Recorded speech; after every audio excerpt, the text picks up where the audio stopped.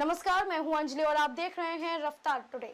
तो चलिए शुरुआत करते हैं आज की बड़ी खबर से। भारत की होगी 21वीं सदी, विकास का आधार है युवा जनसंख्या, चुनौतियां भी कम नहीं। जन कल्याण, सुविधाओं और सहूलियतों के वैश्विक सूचकांकों में कई बार भारत इसलिए मात खा जाता है कि उसके पास बड़ी आबादी है। भले ही हम कुल डॉक्टरों, कॉलेजों जैसी सुविधाओं में ब्रिटेन जैसी तमाम विकसित देशों से गुणात्मक रूप से आगे हो, लेकिन जैसे ही बात प्रति लाख, प्रति हजार या प्रति व्यक्ति की आती है, भारत सूची में निचले पायदान पर पहुंच जाता है।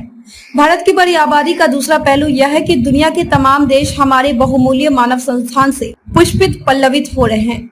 कई देश इस युवा संसाधन से बहुत उम्मीदें लगाए हुए हैं।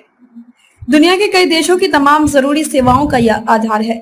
विशेषज्ञ मानते हैं कि कुल प्रजनन दर देश की बदलाव दर रिप्लेसमेंट रेट से कम हो चुकी है, लिहाजा भविष्य में देश की जनसंख्या स्वतः ही स्थिर हो जाएगी। यह बात और है कि कुछ समूहों के प्रजनन दर लंबे समय से कम बनी हुई है, लेकिन कुछ में यह अभी परिलक्षित नहीं हो पा रही है। हाल ही में केंद्रीय मंत्री प्रहलाद पटेल ने कहा था कि केंद्र सरकार जल्द ही जनसंख्या नियंत्रण के लिए कानून लाने जा रही है। दरअसल किसी चीज का क्रियान्वयन दो तरीके से होता है, लोगों को जागरूक करके या फिर सख्त कानूनों से बाध्य करके। देश भर में समग्र रूप से प्रजनन दर में एक रूपता की अपरिहार्य जरूरत के बीच इस बात की पड़ताल करना आज बड़ा मुद्दा है कि इसके लिए अब जागरूकता की जरूरत है या फिर इसके लिए कड़े कानून की दरकार। किसी भी अर्थव्यवस्था में वहाँ की आबादी का बड़ा योगदान रहता है। युवा आबादी ही वह कार्यबल है जिसके दम पर आर्थिक गतिविधियां आगे बढ़ती है।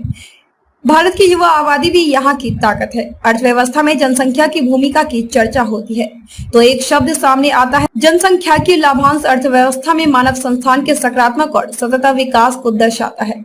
इससे पता चलता है कि युवा और कार्यशील जनसंख्या की तुलना में आश्रित वर्ग 14 से कम और 60 से अधिक उम्र के लोग कम हैं। आईएलओ के अनुसार 21वीं शताब्दी भारत की होगी क्योंकि इसके पास सशक्त लोकतंत्र, मांग और जनसंख्या के लाभांश जैसी तीन संपत्तियां हैं जो विश्व के किसी भी देश के पास नहीं है।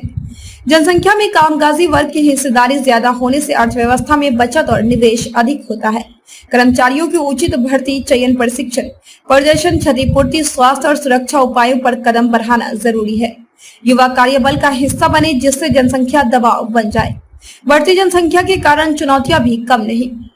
किसी देश में बड़ी जनसंख्या को यदि सही तरीके से नियोजित न किया जाए तो उसे कई क्षेत्रों में गंभीर चुनौतियों का भी सामना करना पड़ता है। प्राकृतिक संसाधनों की कमी यह बढ़ती जनसंख्या का सबसे गंभीर प्रभाव है। पृथ्वी के उत्पादन की एक सीमा है। यदि संसाधनों का सजगता से प्रयोग न किया जाए और जनसंख्या का दबाव बढ़ता रहे तो अंततः संसाधनों की कमी का सामना करना पड़ता है। वनों की कटाई, वन्यजीव शिकार, प्रदूषण और कई अन्य समस्या इसी का हिस्सा है।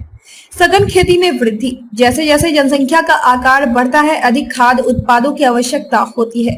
अधिक खाद्य उत्पादों के लिए अधिक अनाज और नई कृषि तकनीकों के साथ अधिक किसानों की आवश्यकता भी होती है। इसलिए इस दिशा में सतत प्रयास आवश्यक है। वन्य जीवों की विलुप्ति जैसे जैसे बढ़ती जनसंख्या के कारण भूमि की मांग बढ़ती है, यह वन जैसे प्राकृतिक संसाधनों का भी विनाश करती है। विज्ञानियों की चेतावनी की अगर मौजूदा प्रवृत्ति जारी रही तो दुनिया की कुल वन्यजीव प्रजातियां के 50% के विलुप्त होने को खतरा होगा। निवेश में समस्या आर्थिक विकास निवेश पर निर्भर करता है। बढ़ती जनसंख्या की सामाजिक चुनौतियों के लिए भी खर्च की आवश्यकता होती है। ऐसे में निवेश और खर्च के बीच चुनाव मुश्किल होता है। तो मैं अब तक के लिए बस इतना ही। मिलते हैं फिर ऐसी ही बड़ी खबर के साथ। तब तक के लिए नमस्कार और देखते रहिए रफ्तार टुडे।